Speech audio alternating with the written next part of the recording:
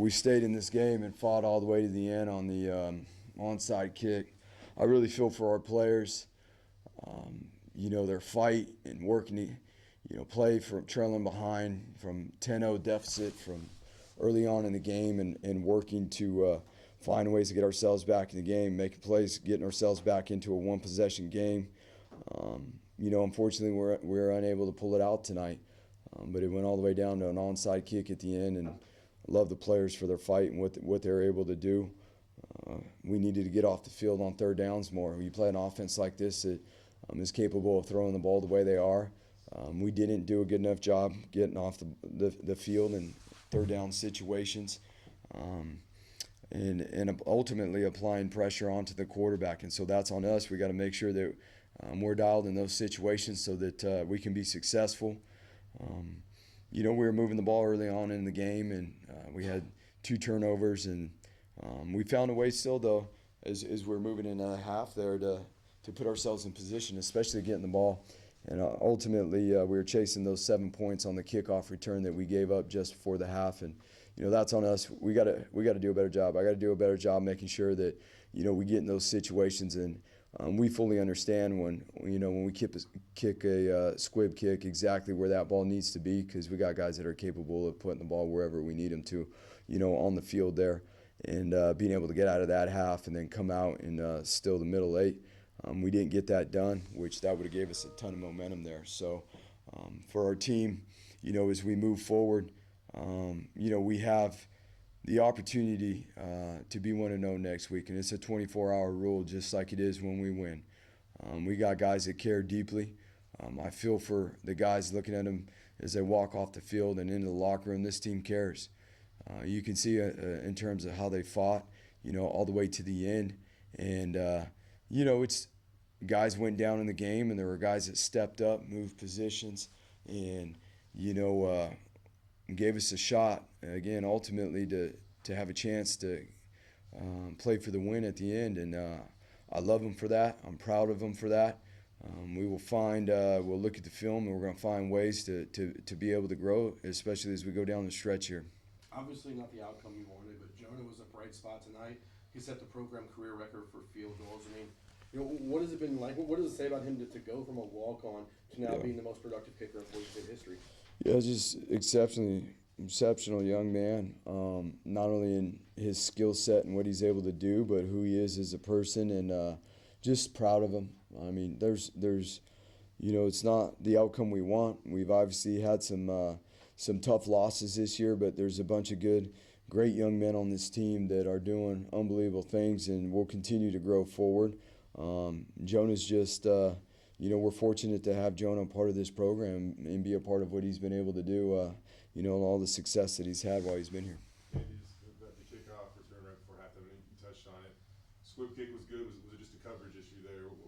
I mean, ultimately, when we squib like that, we don't want the ball going back to the returners. I mean, when you're going to squib in that situation, you don't want the ball in their hands, for obvious reasons. And again, that's on us to make sure that we get that executed better next time. That's 7 seconds on the clock there. It's a deeper squib, but you want to make sure it goes to one of the backs, not to one of the return guys. And then we've got to be able to cover, we got to be able to cover the kick, especially being that it wasn't in the middle of the field. We got to be able to get down in our coverage lanes to take leverage, read how the front line is blocking, and we had too much space right in the middle in between each side of the kicker.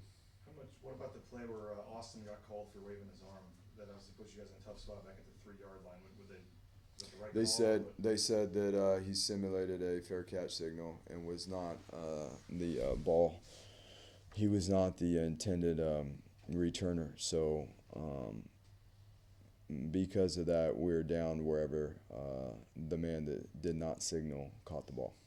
Maddox wasn't perfect tonight, but he showed the toughness and grit that he always shows. I mean, what can you say about how he performed tonight? Yeah, I mean, ultimately down the stretch, he gives us the best option to be able to, lead an offense to play from behind, and was pretty impressive on how we were moving the ball down the field, and ultimately, we spread the ball around to a bunch of different wide receivers tonight. It was good to see. Like Chase had a huge catch down the stretch there. It was awesome to see Austin Bolt have a catch. We got to be able to build off of that, just to be able to have that consistency and play with pace like that. Once we're able to get the sticks moving, we got to be able to play with some pace like that, whether it's in the run game and the pass game, because we've seen that throughout the course of the year we've been able to score fairly quickly and move the ball down the field when we use those tempo mechanisms that we do have, and that's something that we will build on as we move forward here. 42 passes on Tremax tonight compared to just 2 for Talon, and it seems like each game Maddox is getting more and more Yeah. of the Is he kind of overtaking Talon, or I mean, what's kind of going on? He has definitely been able to execute more in the passing game more efficiently. It's led to our pass game numbers increasing, and ultimately really gave us a shot to win tonight by how he performed. And that's something that, again, we'll be able to evaluate as we move forward here. And what gives us the best shot to be 1-0 next week is what we'll do. You had 19 targets, I think, for Eric McAllister, and then the next guy had 6. How much more do you need some other guys to get involved in the passing game? Yeah, and that's really comes down to spreading it around too. Again, we had, Chase Pennery came off, being injured, and in his first game back, he had a huge catch just a second ago. Being able to spread the ball around to different guys,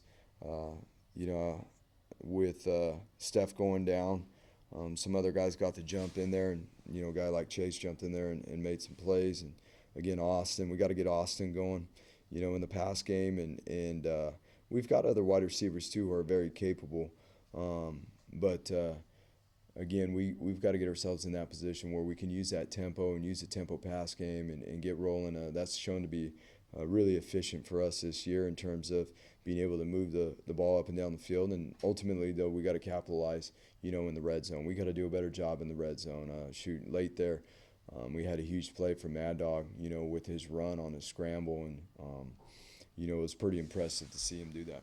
Early on, Keenan was really eating you guys up with a deep ball. I think tonight he hit 5 passes to 20 yards or more. This seems to be a weekly issue for you guys. As you go back and look at the film, what's the common denominator? What's last week we gave up 1. Right. So this week, that's something that we've been trying to work on and obviously eliminate. But early on in the game, they hit a few of them in tempo situations that we've got to be able to put the defense in better calls to be able to handle those situations.